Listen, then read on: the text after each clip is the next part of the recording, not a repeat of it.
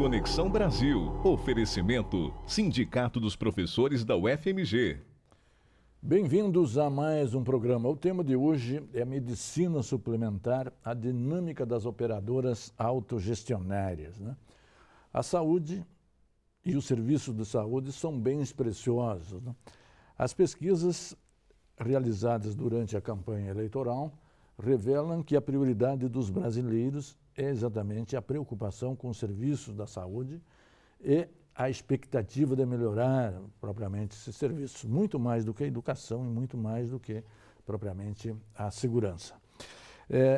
O Brasil, ao criar o SUS, já deu um passo extremamente significativo, porque nós temos um programa coletivo de saúde a serviço de todos os brasileiros. Os Estados Unidos, por exemplo, ainda não tem um serviço de saúde desta natureza. Além disso, nós temos toda uma rede de planos de saúde suplementar que serão exatamente o objeto da análise de hoje, né? Ao mesmo tempo, o serviço da saúde, porque envolve tecnologia, novos medicamentos, tem crescido muito mais do que a inflação exatamente nesse país. E ainda há uma outra circunstância um pouco agravante, que a população brasileira está envelhecendo mais ou menos em ritmo europeu. E isso significa maior demanda propriamente para os serviços da saúde, né? E o nosso entrevistado é o professor Marcos Roberto Ribeiro, que é professor da Universidade Federal e diretor da CASU, fundador da CASU, que é exatamente a Caixa de Assistência à Saúde, que atende os professores das universidades federais, a UFMG e outras localizadas aqui em Minas. Bem-vindo, professor, para falar de um tema tão importante. Muito boa noite, Girolete, senhores ouvintes, telespectadores. É um prazer estar participando desse programa. Perfeito. Vamos começar. Como é constituído o mercado de saúde suplementar no Brasil? O mercado da saúde suplementar é um mercado que cobre hoje cerca de 50 milhões de brasileiros que fazem parte das operadoras de médicas e odontológicas. Sim. Além desses 50 milhões, tem mais 21 milhões de brasileiros que são em planos de saúde exclusivamente odontológicos. Sim. Isso é um fator interessante porque 50 milhões de brasileiros que despendem cerca de 61% do custo operacional da saúde do Brasil. Ao contrário que o SUS, para atender 150 milhões de brasileiros, atende e cobre apenas em termos de recursos 39 milhões de brasileiros. Então, aliás, é um serviço extremamente importante, vital, não 60%. Porque desonera o SUS. Tá? Então, essa desoneração do SUS faz com que parte dessa população tenha um serviço de melhor qualidade, que infelizmente o SUS, muito bem constituído teoricamente, mas ainda tem problemas operacionais sérios para que possa efetivamente dar a atenção o que deseja à população brasileira. Isso será o grande desafio da próxima presidente ou presidenta, o presidente do Brasil. Não tem dúvida, porque felizmente há uma sinalização que, se der certo a política da extração de petróleo com pré-sal, já foi aprovado no Congresso e é sancionado pelo presidente a destinação desses recursos do royalty do petróleo.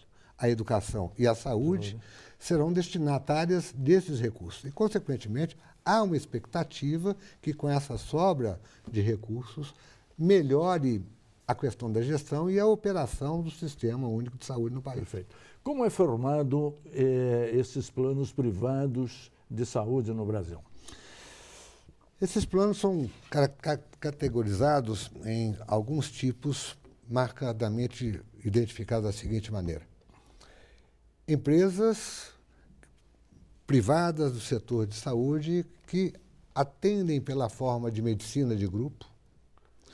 Por exemplo, o sistema gestionado pela operadora maior em número de vidas associadas, que é a Amil. Temos as cooperativas médicas, como exemplo maior, as Unimedes do país. Sim. Temos também as filantrópicas, representadas pelas caixas, ou pelos melhor dizendo, pelas as Santas Casas de Misericórdia. Sim. E temos as operadoras de autogestão. Operadoras de autogestão essas que também se subdividem em categorias. Aquelas com mantenedoras, as mantenedoras são aquelas que podem colocar todo o recurso ao bem do seu associado ou em parte. E tem aquelas que recebem o patrocínio de uma dada entidade. A Casul FMG, por exemplo, é uma operadora de autogestão sem fins lucrativos, né, mas que recebe o seu associado um subsídio de governo, né, que é proporcional à sua renda e proporcional à sua faixa de idade. Perfeito. Como se caracterizam exatamente essas operadoras autogestionárias ou de autogestão? A grande função das operadoras de autogestão é que elas não objetivam lucro. Podem ter uma função mais diretamente ligada a uma empresa, por exemplo, a Fiat, por exemplo, também a CEMIG, que tem, no caso da Fiat, um plano que é operacionalizado e gestionado pelo seu setor de recursos humanos. Sim. Outro é um setor, como o caso da CEMIG Saúde, que é uma empresa à parte, né, a CEMIG Saúde, que gestiona e recebe parte de subsídio da empresa e parte do funcionário da CEMIG. Ao contrário, a Casul, né, que recebe um subsídio o servidor, mas o servidor que é o responsável direto pelo pagamento da mensalidade. Então, é uma mútua, né, onde que todos os associados se tornam donos da operadora. Qual é a vantagem de pertencer a um plano de saúde de autogestão? A grande vantagem é porque essas operadoras elas não objetivam lucro. Sim. Então, consequentemente, tem uma proximidade maior também com o associado. Você pode ter uma ligação mais próxima com a direção operacional. E a grande situação é que você tem uma afetividade marcante nessa relação entre o associado proprietário e o corpo diretivo. Corpo diretivo que é eleito por associados que escolhem os chamados conselhos consultivos, que, por sua vez, escolhem o corpo diretivo profissional da operadora. Perfeito. No segundo bloco, nós vamos analisar como operam, como trabalham exatamente essas operadoras autogestionárias de saúde suplementar no Brasil. Um instante só, voltaremos já. Interconexão Brasil. Oferecimento Sindicato dos Professores da UFMG. Interconexão Brasil. Oferecimento Sindicato dos Professores da UFMG. Bem-vindos de volta. Nós estamos trabalhando o tema Medicina Suplementar, a dinâmica das operadoras autogestionárias. No primeiro bloco, nós situamos as diversas empresas que atuam, que gestionam, que mantêm planos de saúde propriamente privados. E falamos também da importância desses planos no serviço de saúde ao lado propriamente do SUS. Já deixamos no ar o que será o tema desse segundo bloco, né? Falando especificamente da Casul, que o senhor é diretor, como funciona a Casul, quantos associados e qual a sua infraestrutura, professor? A Casul ela foi criada há exatamente 22 anos atrás, no dia 15 de julho de 93. Foi a Assembleia Universitária que criou a Casul. Ela, então, é uma mútua voltada para servidores ativos, inativos, pensionistas e seus dependentes vinculados à Universidade Federal de Minas Gerais. Entretanto, já ao final do ano de 93, dezembro de 93, houve uma aproximação da gestão da Universidade Federal de Minas Gerais com o diretor-geral do Cefet-MG e também com o diretor da, então, Escola de Odontologia de Diamantina, hoje Universidade Federal do Vale de Jequitinhonha e Mocuri, que se aproximaram da Casul e se conveniaram a Casul.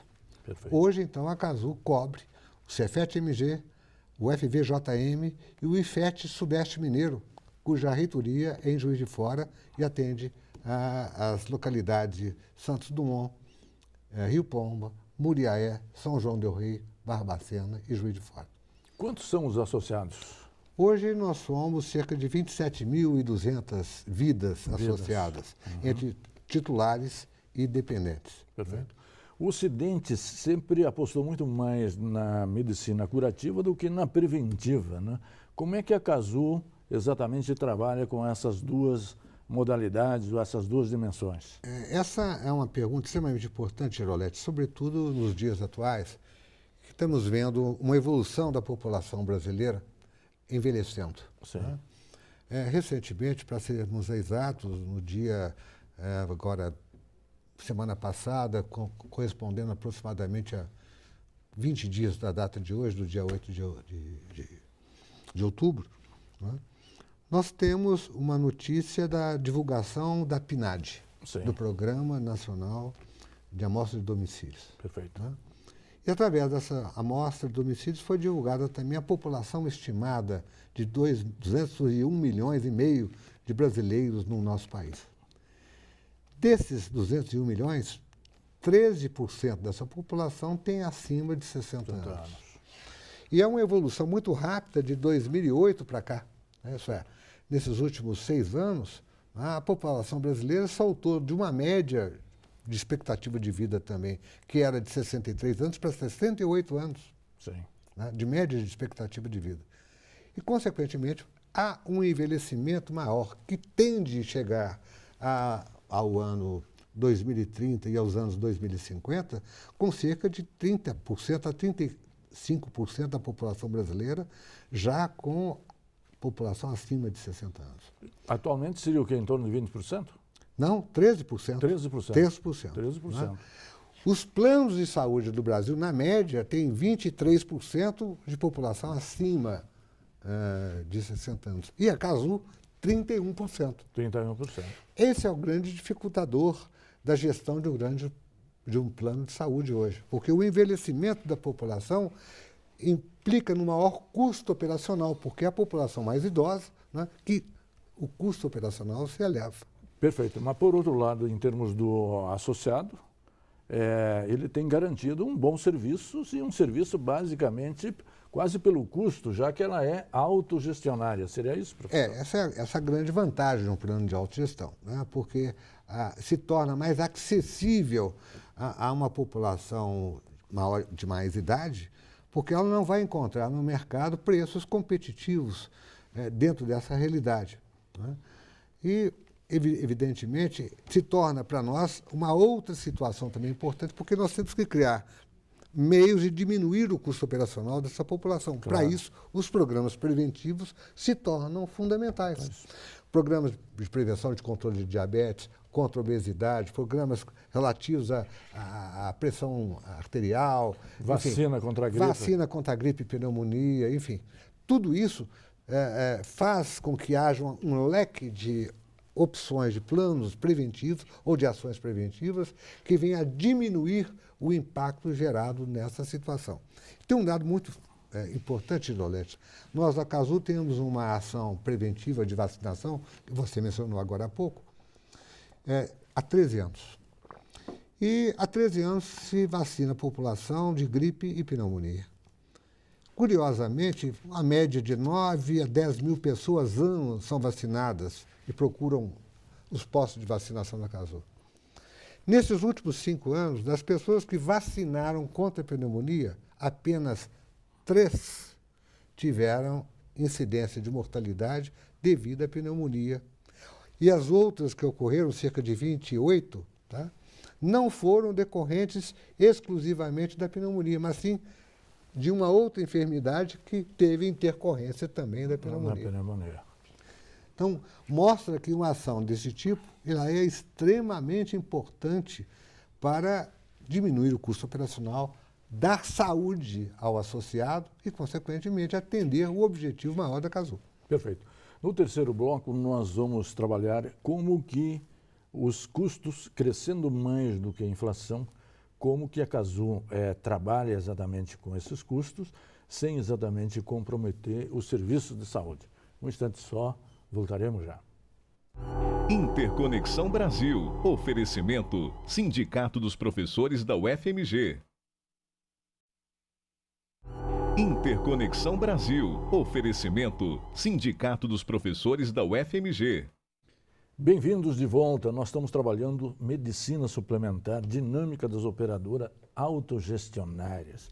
Já deixamos no ar no terceiro bloco, que é exatamente como é que a Casu trabalha exatamente com esses aumentos de preços que são superiores à inflação, que são custos de serviços de saúde, de serviços hospitalares, sem propriamente comprometer a qualidade do serviço. Qual é a mágica, professor? É uma mágica e uma ginástica extremamente laboriosa. Sim. Porque, repara bem, só tomando como algumas referências, Domingos, o ano passado o setor médico hospitalar teve uma inflação anual, segundo o Instituto de Estudo da Saúde Suplementar, ligado à USP, Faculdade de Ciências Econômicas e Administrativas da USP, que controla e faz o acompanhamento da inflação nesse setor médico hospitalar, esse índice foi da ordem de 16%, enquanto que a inflação oficial foi da ordem de 6%. Então, há uma decalagem muito grande. Quando a gente faz nessa inflação do setor médico hospitalar uma quebra e uma abertura desse percentual, o setor hospitalar teve uma inflação média no ano de 2013 da ordem de 61%, o custo médio hospitalar.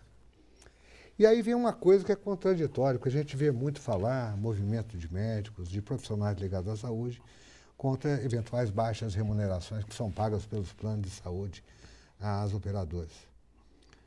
E aí vem uma contradição, porque também com base a própria PNAD do IBGE, essa PNAD verificou que dos 200 milhões de brasileiros, 201 milhões de brasileiros, né, apenas 0,7% percebem acima de 20 salários mínimos.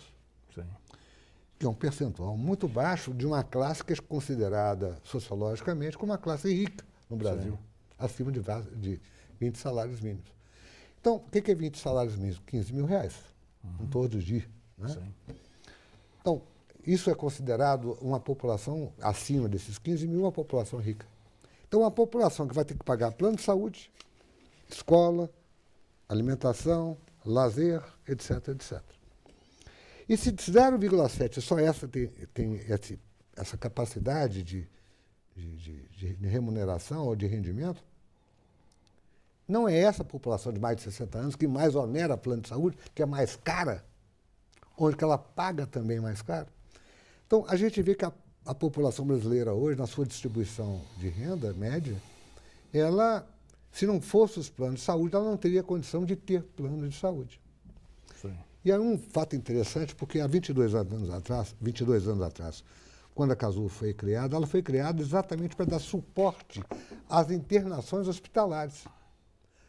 Hoje, nos planos de saúde, não são as internações hospitalares que mais oneram os planos de saúde. O que seria? Exames. Exames Laboratoriais, consultas, exames de imagem. Né? 60% a 61% do custo de todas as operadoras no Brasil hoje são ambulatoriais. 39% a 40% são de internações. Mas as internações, elas são de elevado custo. Perfeito. Como é que, por exemplo, se trabalha os casos de baixa, média e alta complexidade, em termos de serviços? Olha, hoje a Agência Nacional de Saúde obriga a todo o plano de saúde a dar a atenção completa com base ao rol que é definido pela própria agência bianualmente, né?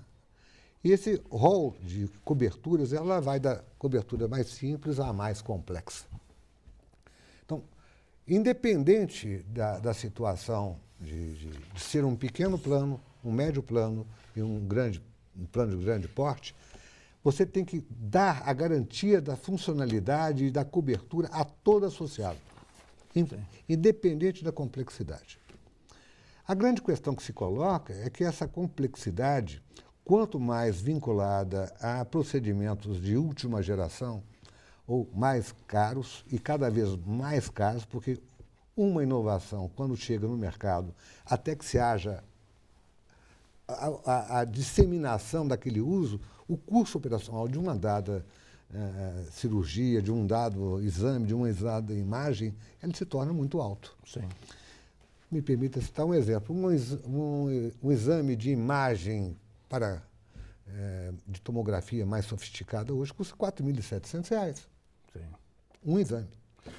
Ligado a isso, há todo um movimento de judicialização hoje dos planos de saúde. Como é que os planos de saúde estão trabalhando com isso, professor? Esse é um problema que não é vinculado a essa questão, Girolete, apenas à situação dos planos privados. O SUS também passa por um momento de extrema gravidade com relação à judicialização. Isso porque o associado, na busca da sua saúde de vida, né, de sobrevida, ele não detém meios de alcançar esse objetivo. Sim. Então, vai ao juízo reivindicar um procedimento que não está coberto, vem reivindicar um medicamento que ainda não chegou à fabricação do Brasil, é importado, que tem alto custo.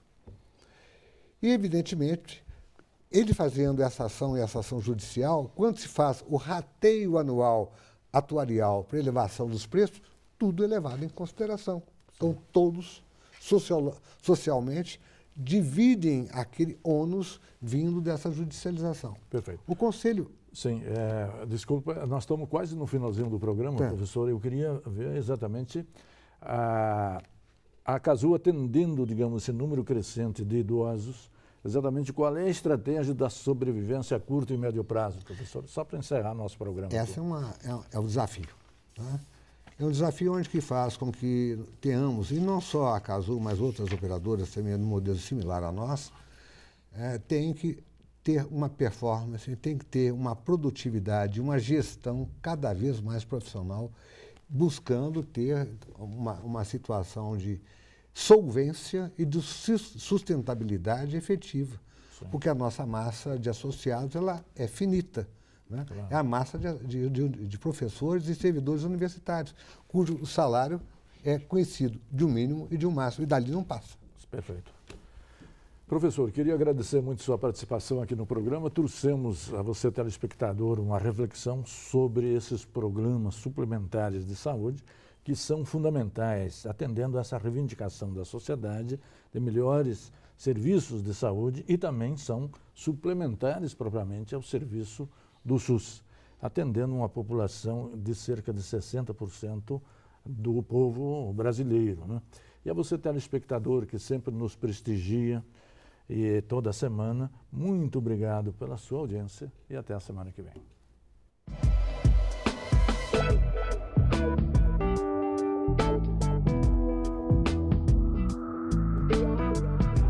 Interconexão Brasil. Oferecimento: Sindicato dos Professores da UFMG.